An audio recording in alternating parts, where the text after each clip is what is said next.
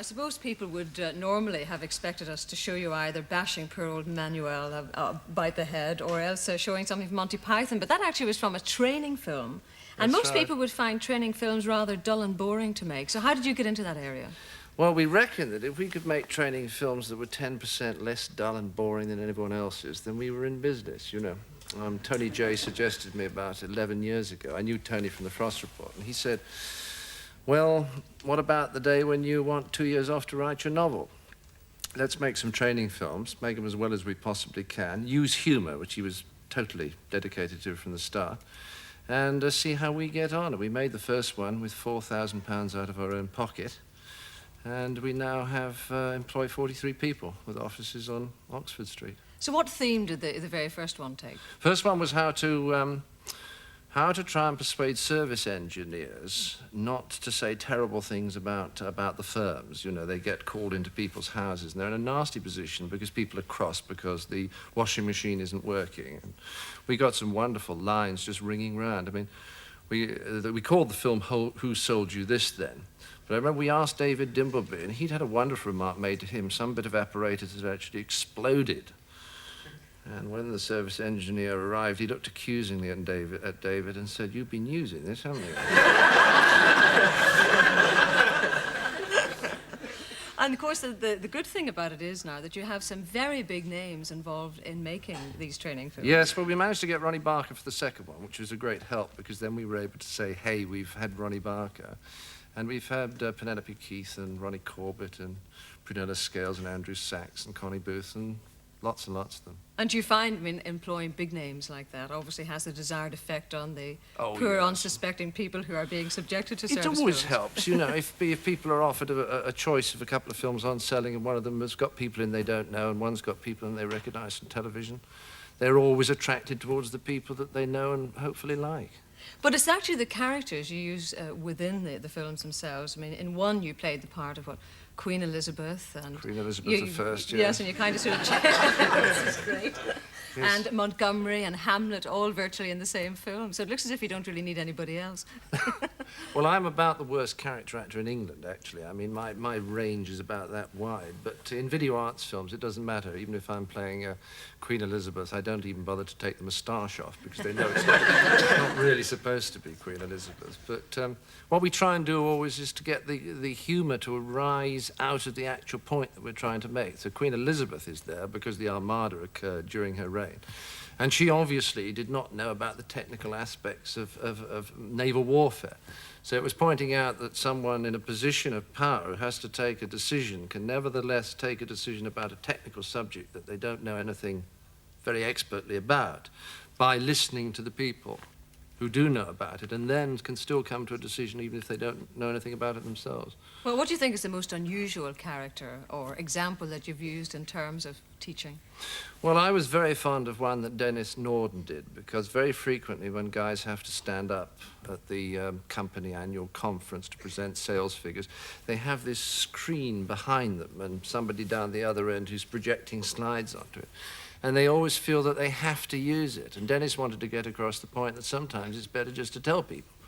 So he took the to be or not to be speech from Hamlet and dressed me up as Hamlet and illustrated it with slides, you know, so he said to be or not to be, and it flashed up operational alternatives, you know. And that got the point across, I hope, rather well. On the other hand, though, the success of visual arts allowed you the time span to write Fawlty Towers, because didn't that take a long time to write? It did, actually, yes, because I find comedy very difficult to write, and I need a terrible time to write it. And I think most of the guys who, and the women now, who write comedy for television will tell you they take maybe a week, maybe 10 days. And Connie and I used to take 6 weeks to write one, so that to write 6 shows and then to spend a week each recording them, plus a bit of filming, plus the editing, I was putting in 42 weeks to produce 6 programs. Whereas somebody like Ronnie Barker, who's got somebody writing for them, can do 13 in 15 or 16 weeks. And the only way that, because you know how the bee pays, right, which is why you're on this side. How sharp you are.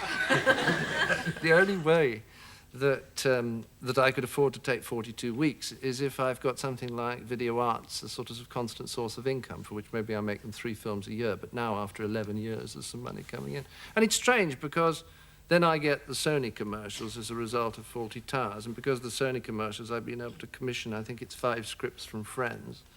So it all has a sort of mad balance that, I mean, the money I get for Sony is ridiculous, absolutely ridiculous. But it's balanced by being able to spend 42 weeks on Fawlty Towers. So there's a sort of manic logic about the balance somewhere. What appealed to you about that role? Because it's probably the first time you've taken a role right throughout It's a quite major right. It's the film. first time. But some people think I've made a lot of films, and I haven't. I made Python films. First time that I've ever gone right through a movie. I think I was actually attracted because I'm an enormous admirer of Peter Nichols' work, because Peter can make people laugh and at the same time can move them. And you laugh and suddenly the laugh sticks in your throat and then you laugh again. And that's a very rare talent. And I wanted to work with Michael Blakemore. And I was intrigued by the story, because it is a musical, but it's about this group that goes around the various army camps in Singapore and Malaysia in 1947, when there was a communist insurrection going on. It's one of the very few that was ever put down successfully, funnily enough. But they're going around entertaining the troops, and poor old Giles Flack, who, as you astutely point out, is something of a failure, has been put in charge of this bunch of clowns, about half of whom are gay, although he doesn't realise it because he just doesn't know about anything like that. And it's to do with the adventures and struggles and young soldiers growing up, and some lovely songs, parodies, they're all funny, by Dennis King, with the lyrics by Peter Nichols. I was just thinking about that statement somebody once made. They said that you had the funniest legs probably in the world. And as you display your legs in that film, I mean, when you look back on it, how do you actually see yourself? How do you think you look on screen? Reminds me of what Philip Purser once said about me, comedy's answer to Rudolf Hess. Sorry, what did you ask? That came into my mind. I was just saying, as you display your legs, actually, during the film, once you get into your Bermuda shorts and all the rest of it. Yes. Well, I have funny legs, and Jacques Tati, yes, he remarked on it once. But I do move strangely. It's not intentional, you know, I apologise. There's nothing I can do about it. I always remember the first time that I actually saw myself on television. We took a stage show to New Zealand. And the first time you see yourself recorded, it's like the first time you hear your voice on a tape recorder. You know, you cannot believe that that can be you. And there was this extraordinary creature who didn't move his mouth at all and spoke right there, and who made little tiny gestures. And I moved in a very strange way, like it was a cross between a giraffe and a hovercraft. Because the lower part was very smooth, though it was on a cushion of air, and the top bit swayed rather. And that's quite a shock. It took me about a month to get over it. Well, it's not that I'm being past remarkable about your appearance particularly, but I know that some of the daily papers have been making rather a thing about you hiding the fact that you've had a hair transplant. Well, that's not really true. I mean, I know you've had the hair transplant, but you're not trying to hide it, are you? Well, I had one in 1978, which is terribly successful. In fact, I told 10 million people about it on BBC television. So I didn't have a very good reason to hide the fact I'd had a second, which is about 10 days before Christmas. And I need it, because I reckon I've got a rather narrow skull, and I look better with something up there. So I went over to Paris, where the guy does it, and it takes about an hour and a quarter. And it costs about as much as it does to have 3 teeth capped. So it's not that much bother. But it is actually all your own hair, because they take it from it's all my here, own. They just redistributed it. Well, it's obviously a great success, as indeed you are as an individual. And John Cleese, thank you very much indeed. Ladies and gentlemen.